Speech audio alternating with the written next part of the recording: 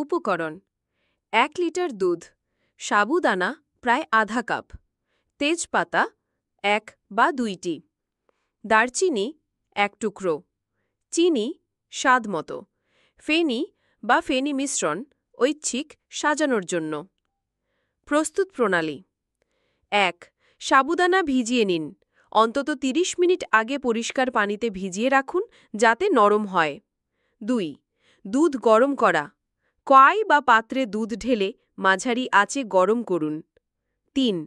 তেজপাতা ও দারচিনি যোগ। দুধে তেজপাতা ও দারচিনি দিয়ে কিছুক্ষণ ফুটতে দিন। এতে দুধে সুন্দর সুগন্ধ আসবে। 4. সাবুদানা দেওয়া। ভিজানো সাবুদানা পানি ঝরিয়ে গরম দুধে দিয়ে দিন। 5. নাড়তে থাকুন। সাবুদানা যেন পাত্রের তলায় লেগে না যায় তাই ধীরে ধীরে নাড়তে থাকুন। 6. চিনি যোগ। সাবুদানা সিদ্ধ হয়ে স্বচ্ছন হয়ে দিলে চিনি দিয়ে নাড়ুন। 7. ফেনি মিশ্রণ। ফেনি মিশ্রণ দিয়ে মিশিয়ে নিন, কিছুক্ষণ রান্না করুন। 8. পরিবেশন। গরম বা ঠান্ডা দুইভাবেই খেতে পারেন।